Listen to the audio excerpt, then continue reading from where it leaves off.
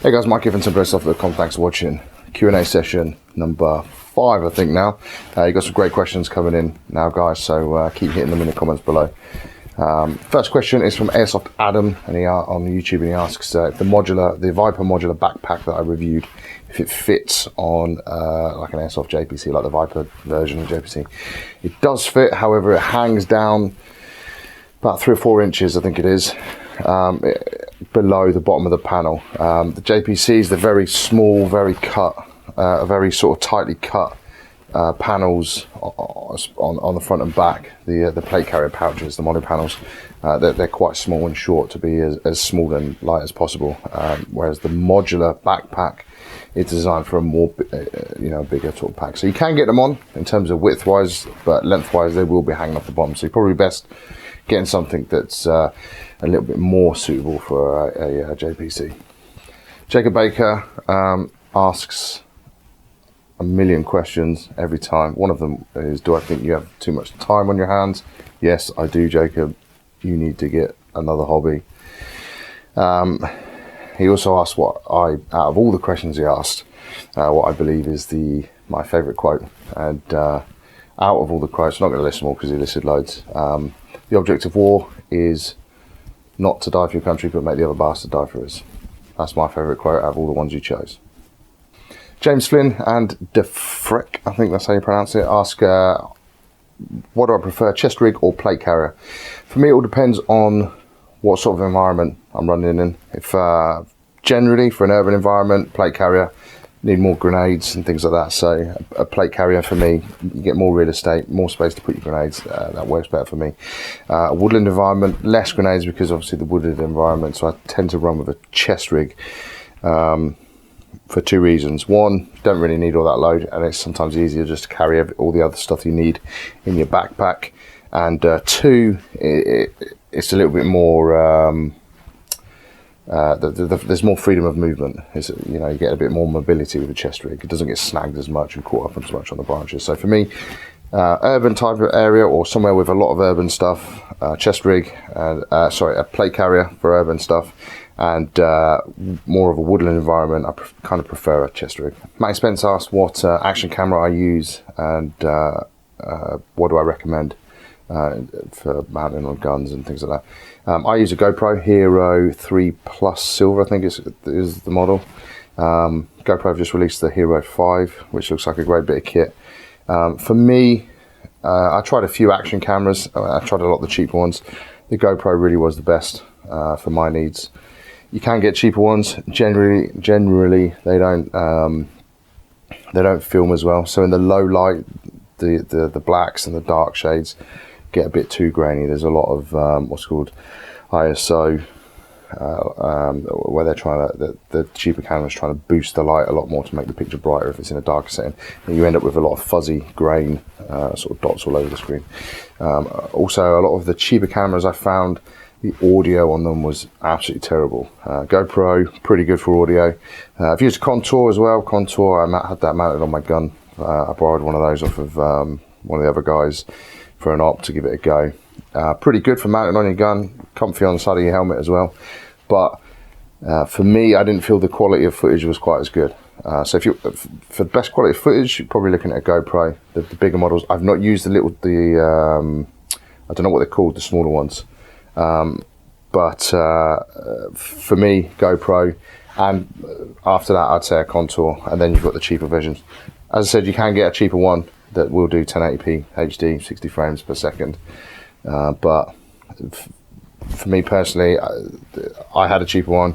I used it for 4 months. I got annoyed with it. I upgraded to a GoPro. Another little top tip: if you want to film airsoft gameplay footage like I do, film in 60 frames per second, and then either render your video out in 60 frames per second or downgrade it to 30 frames per second. The reason being that at 30 frames per second, you get a lot of motion blur. Now, that's not so much of a drama if you're filming with a static camera or you're generally just moving around with a camera, but when you've got the camera mounted to your head and your head's bobbing around as you're running across the ring, the motion blur can be pretty terrible at times. So if you've got a 60 frames per second, it reduces the motion blur a little bit and it gives you that crisper, nicer, sharper image. Hypercond, apologies if I've got that wrong. I'm struggling to read my own handwriting there. He asked, what's my opinion on PTWs? Do I think they're outdated and overpriced, or do I still think they're worth the money? I've just got a PTW, and I absolutely love it. I've got an A&K one, just putting it through its paces now. Had it a couple of months, and I absolutely love it. The build quality, I mean, mine's only an A&K one, so it's not Sistema, it's nowhere near that sort of price range. But the build quality on it, for me, it does seem better. The ergonomics of it, for those of you that never handled, mine's an M4. For those of you that never handled a real M4, AEGs, the pistol grips are slightly fatter, and you can really tell the difference when you're comparing the two. Whereas with PTW, the pistol grips are more realistic, so more realistic dimensions. I love the bolt stop feature where the gun will stop firing if it runs out of ammunition, and I love the fact that the hop unit, I've not adjusted it since I've had it in 2 months. I've not had to touch it once. It's pretty accurate. The range on it is pretty good. It's consistent. The FPS on it is consistent as well. So all of those features I absolutely love. One thing I'm not too much of a fan of on the PTWs is the micro switch for a trigger. With AEGs, you get the little trolley. When you release the trigger, you get that click, which replicates a trigger reset. On a real firearm, as you release the trigger, you get that click, unless you're on fully auto. That click acts as a nice trigger reset, and what you can do with practice is you can figure out where that is, and you can get the balance on it, and you can basically ride the trigger reset. So you'll know exactly how much trigger you've got to release before that trigger resets, and then you can fire again, so you get a good rate of fire. You don't need to do that with the PTWs because it's just a micro switch. You literally just tap it and it sort of goes. In terms of rate of fire, they're really good, they're really reliable, but I do kind of like that trigger reset click that you get with a real AEG. But apart from that, in terms of, do I think they're overpriced and outdated? Outdated, no. Sistema have just released a recoil version, or a recoil mod. Jury's out on it, I'm not too sure. I don't think they've released a working prototype yet, but they've released a prototype model of it, so to speak. So we'll have to see how that is. Are they overpriced? Being overpriced is a bit subjective, really.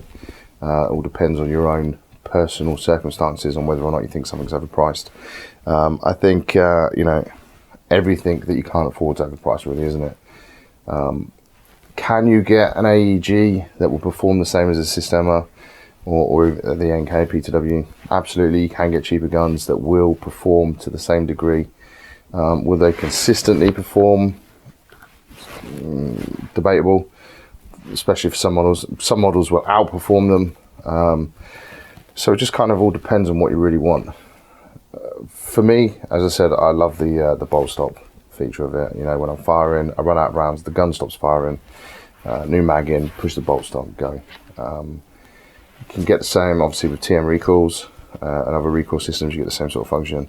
And you also, obviously, with gas blowbacks. In the UK, though, gas blowbacks are a little bit temperamental. Yeah, I'd say I've just got PTW. I absolutely love it. So I don't think they're outdated or overpriced, really. I think it all depends on your own personal budget. That's it for this week. Thanks for watching. If you like what you see, then please do hit the subscribe button below.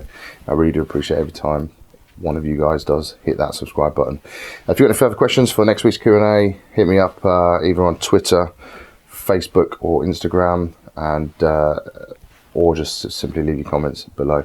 Don't forget to subscribe to my newsletter, which comes out just basically once a week.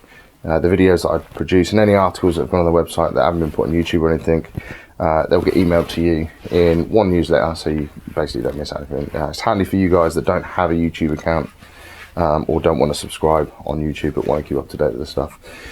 So the link for that will be in the description below. And that's it for this week. As always, thanks for watching. I'll see you next time.